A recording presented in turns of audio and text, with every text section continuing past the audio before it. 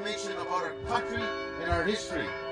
And it's important that we start teaching our children and our people to remember this, what happened to our people. We cannot, just because we won, we can't forget. You know, we've got to remember what we went through, the hardships we went through, so the next generation will know that they too must fight the battle. They too must not just sit on their laurels or wait till the settlement comes and just say, no, give it to me. Give it to me. That's not the way we're people. We're entrepreneurs, we're hard workers. Prophet of the New World, I do the work of the Most High. I assert it with no pride. I live in humility. Is there anyone to side with me? Yes. Sincerity will gather up its recruits, and we will soon taste its fruits. Louis David Riel. Since the time of Louis Riel's Métis provisional government in the Red River settlement, the Métis people have pursued his mission of self-government within the Canadian Federation. The defeat of the Métis at Batoche drove the Métis movement underground to resurface during the Depression with new Métis associations on the prairies. During the Trudeau era, Harry Daniels emerged as the champion of Métis nationalism. What we are talking about is the equality of people here. And to use your phrase, we're talking about a just society. It can't be just for some Aboriginal people and not for others. His efforts began to bear fruit when he succeeded in having Métis recognized as one of the 3 Aboriginal peoples of Canada in the Constitution. At the same time, the Manitoba Métis Federation under John Morrisseau launched a land claims lawsuit against the federal government over its failure to provide land for the Métis under the terms of the Manitoba Act. But Daniel's monumental achievement was soon called into question when the Métis were denied representation at the first Constitutional Conference on Aboriginal Rights. 2 leaders of the Saskatchewan Métis emerged to lead a new national movement, the Métis National Council, founded on March 8, 1983. The MNC took Trudeau to court to secure seats for the Métis at the constitutional table. Trudeau backed off, and the Métis were seated. I'm not here to justify why we're in the Constitution. That seems what everyone tries to ask us, to justify why we're there. We are there, we're an Aboriginal people. Now we will sit down and deal with the rights of Aboriginal people. The 4 constitutional conferences in the 1980s failed to make a breakthrough on self-government, but the Métis had a voice. Self-government was back on the table when Prime Minister Mulroney recognized the Métis Nation and brought the MNC, its governing members, and the provinces into the Métis Nation Accord. But this important breakthrough did not see the light of day when the Charlottetown Accord, of which it was a part of, was defeated in a national referendum in 1992. Despite these setbacks, the MNC and its governing members continue to act as governments, negotiating and providing a variety of important programs and services to Métis people. And they took their struggle for justice to the courts with the decade-long Powley case in Northern Ontario, which ended in the Supreme Court of Canada recognizing Métis harvesting rights. To all the Métis people out there watching, I want to say 2 words. We won! We won! The Kelowna Accord, negotiated with Prime Minister Paul Martin, represented another potential breakthrough on self-government, but died with the defeat of the Martin government. The election of Stephen Harper's Conservatives to power meant a new direction in Canada-Métis Nation relations with the signing of the Métis Nation Protocol in 2008. We built on that relationship a growing level of trust between our 2 governments, if you will. The personal relationship, which I think is very, very healthy, and a degree of honesty on the issues. And I know with your leadership, your commitment, that we do have a great potential in moving forward and achieving the things that we've wanted to achieve. The protocol provided for long overdue recognition of the contributions of Métis War veterans.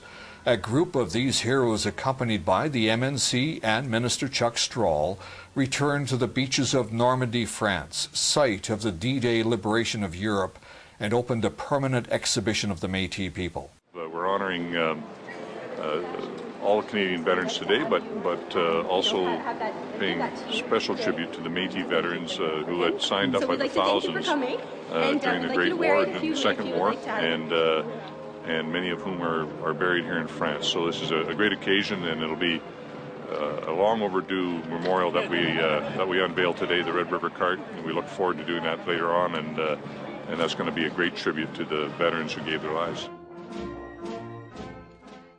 It's a small, but I believe significant step for justice, so much deserved by our Métis veterans. But I was here along with Clement when we came here to see the ceremony of Juno Beach, and truly we knew and we saw with our own eyes there was a piece of unwritten story, unwritten chapter yet to be done for Juno Beach, and that was the Métis people.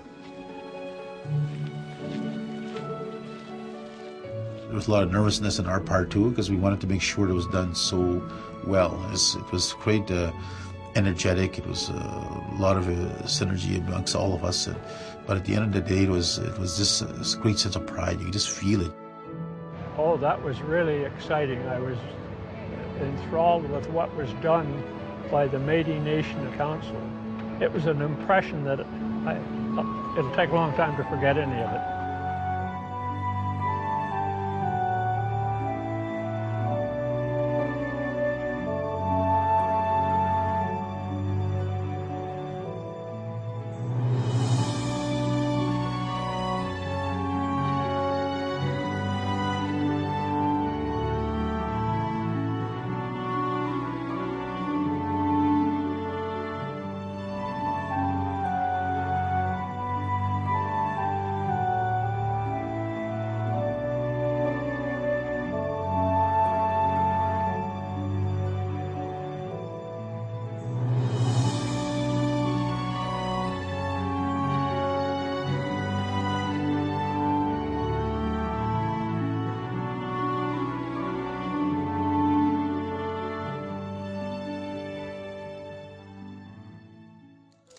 Economic development was another top protocol priority, with Ottawa and the MNC negotiating a number of strategic federal investments in Métis financial institutions. This included the new Métis Entrepreneurship Fund that makes larger loans to Métis businesses and is jointly owned by the three Métis capital corporations on the prairies. This is another concrete measure our government is taking to strengthen the economic development of Aboriginal peoples. This investment's building on our government federal framework for Aboriginal economic development. Ministers from the 5 westernmost provinces joined the federal minister and the Métis Nation in a series of forums on Métis economic development directed toward a national strategy by the end of 2013. The MNC and its governing members also spearheaded talks with industry on how to collaborate effectively on economic projects. Engagement sessions were held in Prince Albert, Grand Prairie, Winnipeg, and Vancouver, with another planned for Ontario. In the continuing drive for self-government, the MNC pursued consultations and conferences throughout the Métis homeland toward the development of a Métis Nation constitution. And the decades-long court case of the Manitoba Métis Federation, started by John Morrisseau and relentlessly pursued by his successor David Chartrand, finally reached the Supreme Court of Canada in December 2011. Well, it's for sure a big moment for us. It's one that when I started, didn't think I would see the end of it. I'm 72 now, and it's been 30 years since this has happened. And it's a great day for us as Métis people, and I hope that the judges see it as a great day for us as well. We brought forward all the information and all the documentation that truly proves that the Métis were robbed of their future. And I'm hoping the Supreme Court of Canada will look at it in that context and reflect upon the actual factual statements made by Parliament and by the Prime Minister of the day and all of the cabinet ministers that there was a treaty with the Métis people, and then clearly a constitutional and fiduciary obligation did not find itself on the best side of the Métis. Manitoba Métis Federation Incorporated et al. Versus Attorney General of Canada et al.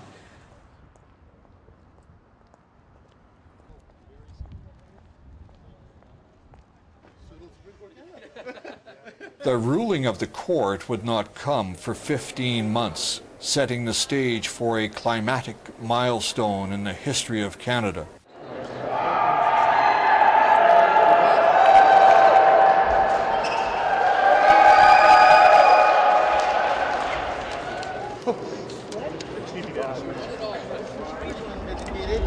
Riel's been vindicated, and this country, as his history was put on trial, and justice has prevailed. Yes. I want to say once very clearly, this will forever be known as the new beginning. Our time has come. The Métis people have found their place in Confederation. The Métis people know their place in Confederation, and this country will, in fact, be our partner. So I'm very, very proud of that. It is a victory. It's our time, people. It's our time.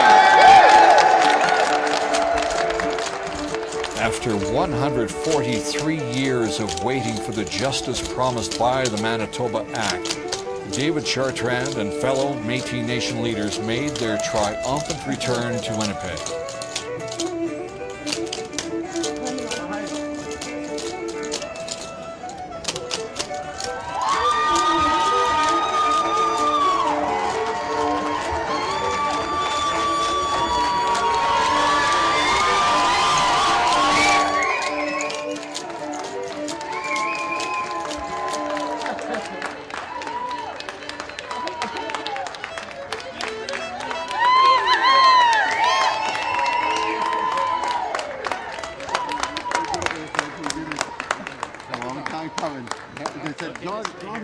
John, it's 32 years, I can't remember it. Hi, Clem.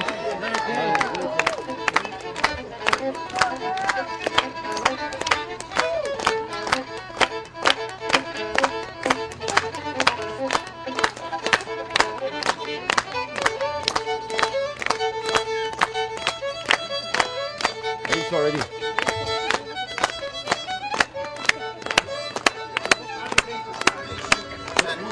This country has.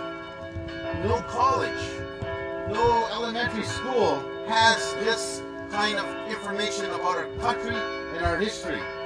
And it's important that we start teaching our children and our people to remember this, what happened to our people. We cannot, just because we won, we can't forget. You know, we've got to remember what we went through, the hardships we went through, so the next generation will know that they too must fight the battle. They too must not just sit on their laurels or wait till a settlement comes and just say, "No, give it to me." Well, I must tell you personally, I'm very, very proud to be here today to bring home such a victorious decision by the Supreme Court of Canada. Our time is now. It is going to change the next generation, starting immediately. Let's stand together as a nation, strong and proud. Thank you very much.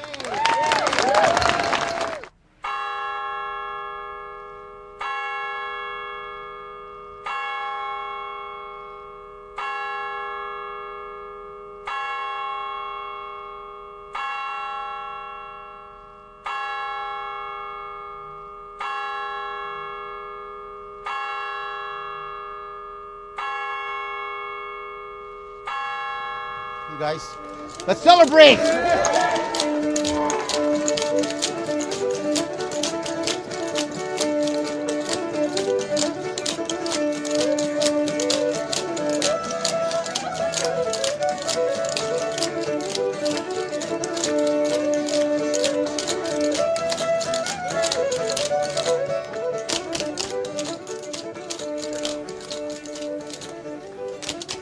The Supreme Court decision in MMF versus Canada was rendered on March 8, 2013.